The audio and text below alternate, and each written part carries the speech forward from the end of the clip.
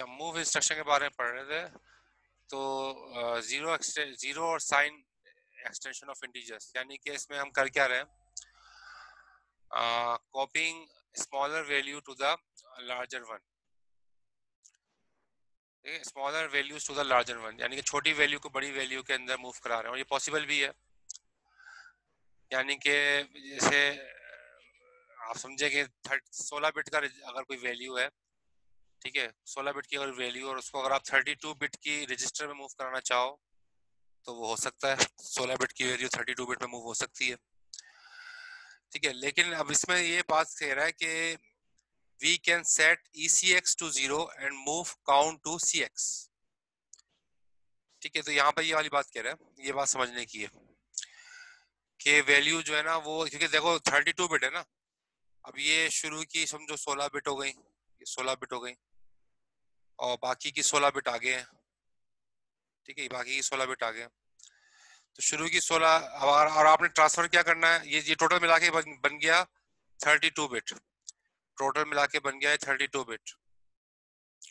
अब आप कर क्या रहे हो, आप 16 बिट को ट्रांसफर करना चाह रहे हो, तो 16 बिट जो ट्रांसफर हो जाएगी शुरू की 16 बिट के अंदर, लेकिन बाकी के जो 16 बिट्स हैं वो इसके साथ लग के इसकी वैल्यू को कुछ और ही कर देंगी, तो जाहिर है बाद वाली 16 बिट्स इस वाली 16 बिट के साथ मिल जाएंगी, तो वैल्यू तो चेंज हो जाएगी। तो आपने करना क्या होगा कि जब 16 बिट की वैल्यू आप मूव करा रहे हो 32 बिट के अंदर, आप 16 बिट की वैल्यू मूव करा रहे हो, तो जो 16 के अंदर तो 16 मूव हो जाएंगी, बाकी मानदा जो 16 है उनके अंदर आपको जीरो रखना पड़ेगा, उनके अंदर आपको जीरो रखना पड़ेगा, ठीक है। जीरो रखोगे तो उसके वजह से होगा क्या कि वैल्यू चेंज नहीं रहेगी, 16 बिट वाली वैल्यू 16 ही वही चीज रहेगी। जैसे आप देखो ना, ये इसको हम क्या कहेंगे 10, ठीक है, लेकिन अगर इसके पीछे जितने भी जीरो लगा दो तो उससे कोई फर्क नहीं पड़ता, ये 10 ही रहेगा, चेंज नहीं होगा। तो यहाँ पर ये बात की जा रही है कि अगर कम बिट्स वाली वैल्यू ज्यादा बड़े रजिस्टर में मूव होगी तो बाकी मानदा वैल्यूज को क्यों आप लोग करना क्या होगा कि बाकी मानदा वैल्यूज के लिए आपको जीरो इंसर्ट करवाना पड़ेगा। तो इसलिए इसने यहाँ पर देखो पहले क्या लिखा, एक इसने वेरिएबल बना दिया, वर्ड टाइप का वेरिएबल है, और काउंट के नाम से एक वेरिएबल बनाया, और उसके अंदर क्या रखवाया 1, ये वैल्यू 1 रखवा दिए काउंट वेरिएबल के अंदर। अब नीचे लिखा हुआ है कोड में जाके मूव ECX, 0, तो होगा क्या कि ये 0 मूव हो जाएगा ECX में। ECX आपको पता है 32 बिट का रजिस्टर होता है, तो 32 की 32 बिट्स क्या हो जाएंगी 0, ठीक है, ये इंस्ट्रक्शन ये काम करेगी। फिर नीचे लिखा हुआ है move count, move CX, count, तो काउंट जो है वो अभी आपने देखा वर्ड टाइप का है, तो 2 बाइट लेगा, जाहिर है 16 बिट, 2 बाइट का मतलब 16 बिट, तो 16 बिट की वैल्यू काउंट, इसमें क्या है 1 रखा हुआ है, 1 रखा हुआ है, लेकिन 16 बिट पे 1 रखा हुआ है, ठीक है। तो ये 1 जो है मूव हो जाएगा कहाँ, CX में। CX कितने बिट पर मौजूद होता है, 16 बिट पर, CX भी 16 बिट पर मौजूद होता है, और आपको पता है CX जो है वो ECX का ही पार्ट होता है, ECX की शुरू की 16 बिट जो है वो CX कहलाती है। तो ये 16 बिट जो है वो 16 बिट में मूव कर गई, तो ये 1 जो है यहाँ मूव कर गया, लेकिन उससे पहले हमने ECX को 0 करा दिया था, वरना ECX के अंदर अब क्या हुआ है कि ECX में भी 1 ही है, वरना बसरूर दीगर होता क्या कि ECX के अंदर वैल्यू इसके साथ मिलके कुछ और हो जाती, लेकिन अब नहीं होगी क्योंकि हमने ECX में 0 करा दिया था, अब CX में आपने 1 मूव करा दिया, तो अब 32 बिट, 16 बिट में भी 1 है और 32 बिट में भी 1 है, ECX 32 बिट का है उसमें भी 1 है, और CX 16 बिट का है उसमें भी 1 है, क्योंकि आपने ECX में शुरू में 0 मूव करा दिया था। ये बात क्लियर हो गई सबको कि छोटी वैल्यूज अगर बड़ी वैल्यूज में मूव करानी है तो उससे पहले रजिस्टर के अंदर सबको 0 करना पड़ेगा, वरना गार्बेज मतलब कोई पुरानी वैल्यू ऐड होके उस वैल्यू को खराब कर देगी। ये बात क्लियर हो गई सबको, कोई क्वेश्चन तो नहीं है। ये रिकॉर्डेड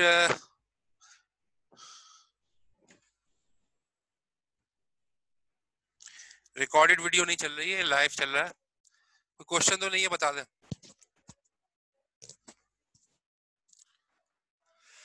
ठीक है, जीरक कह रहे हैं क्लियर है, ठीक है। तो मतलब ये चीजें हैं, तो अगर आप इसको देखो तो समझने की है इसमें। अब अगला स्लाइड पे हम आ गए, copy small value to larger one. अब इसके अंदर देखो, इस पिछली स्लाइड में इसमें क्या फर्क है, इस स्लाइड के अंदर तो हमने पॉजिटिव वैल्यू मूव कराई, इस स्लाइड के अंदर आप देखो हमने स्लाइड में कराया क्या है कि पॉजिटिव वैल्यू है ना, 1 पॉजिटिव का है, तो एक्चुअली हमने पॉजिटिव वैल्यू मूव कराई है ECX के अंदर, जो है वो पॉजिटिव वैल्यू मूव हुई है CX के अंदर, पॉजिटिव वैल्यू मूव हुई है। अब हम देख रहे हैं कि नेगेटिव वैल्यू अगर मूव करें तो क्या होता है। वही छोटी वैल्यूज हम बड़े रजिस्टर में मूव कर रहे हैं, लेकिन इस मरतबा नेगेटिव वैल्यू को जो है हम ट्रांसफर करेंगे। तो आप देखो डॉट डेटा में गए, डॉट डेटा में गए यहाँ पर, और यहाँ लिखा हमने साइन वेल। साइन वेल क्या है? साइन वेल जो है ना एक वेरिएबल है। साइन वेल एक वेरिएबल है, और उस वेरिएबल, ये साइन वर्ड टाइप का वेरिएबल है, ठीक है, साइन वर्ड टाइप का वेरिएबल है। और साइन वर्ड का मतलब क्या है? ये साइन को प्रिजर्व करेगा, प्लस या माइनस जो भी साइन होगी उसके लिए एक बिट जो है मखसूस अपने पास रखेगा, साइन बिट। तो एस वर्ड मैंने आपको बताया था पहले, साइन वर्ड साइन बिट को जो है अपने पास महफूज रखता है। इसके अंदर क्या रखा हुआ है? -16। -16 वैल्यू जो है वो एक्चुअली रखी हुई है साइन वेल के अंदर, ठीक है। तो हेक्सा के अंदर ये वहां पर दिखाया है -16 ऐसे लिखा हुआ है, लेकिन हेक्सा में इसको ऐसे लिखेंगे, -16 को हेक्सा के अंदर ऐसे लिखेंगे।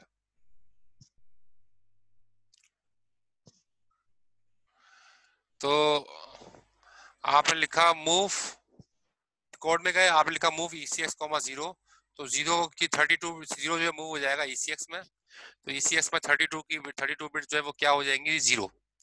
फिर आपने लिखा मूव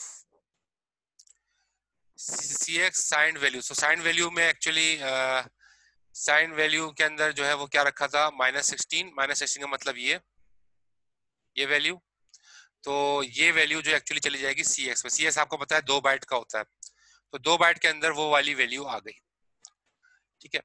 लेकिन चूंकि आपने ECX में शुरू में 0 मूव करा दिया था, तो 0 बाकी मानदा बिट्स के अंदर, बाकी मानदा जो बची हैं बिट्स, वो 0 के 0 रहेंगी, जाहिर है।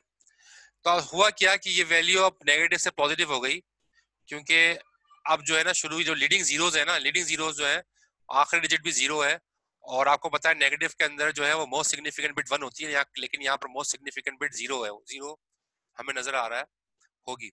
तो वो अब ये वैल्यू टोटल बन क्या गई? ये वैल्यू बन गई 65,520। ये -16 नहीं रहा, बल्कि ये बन गया 65,520 प्लस का -16 जो है वो कन्वर्ट हो गया 65,520 प्लस के अंदर। और ये क्यों हुआ? क्योंकि हमने ECS को मूव करा दिया था 0, ECS में शुरू में 0 मूव करा दिया था ताकि 32 बिट 0 हो जाए, और फिर CS की वैल्यू के अंदर हमने नेगेटिव वैल्यू मूव कराई थी, तो बाकी मानदा वैल्यू मिलके, बाकी मानदा 0 मिलके उस नेगेटिव वैल्यू को पॉजिटिव उन्होंने बना दिया।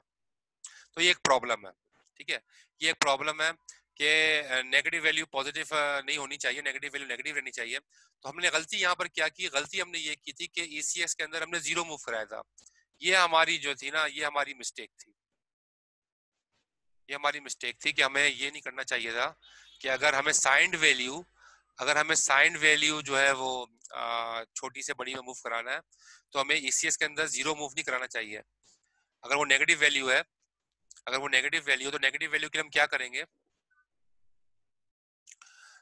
हमने क्या करेंगे कि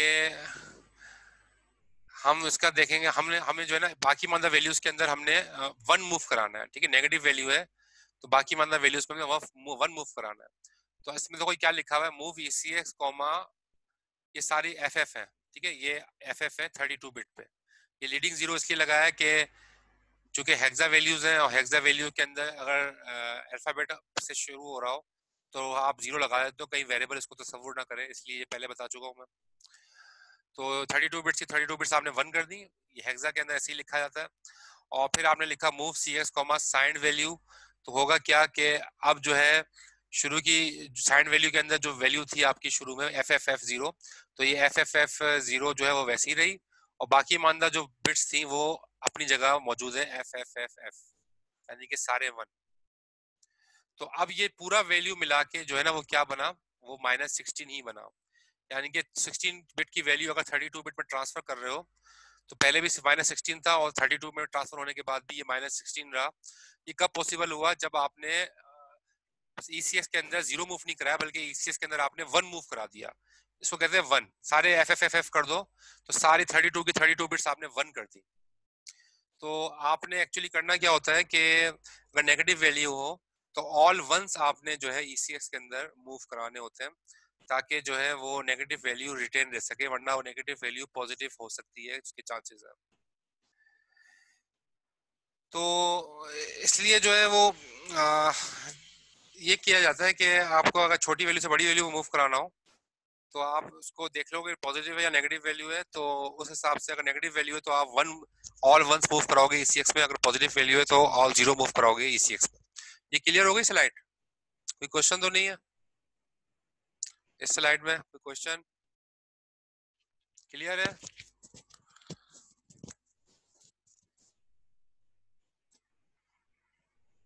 सही है, क्लियर है। अच्छा, ये अब ब्रेक लेते हैं और फिर इंशाल्लाह 20 मिनट के बाद फिर जो है वो रिज्यूम करेंगे क्लास। ब्रेक लेते हैं।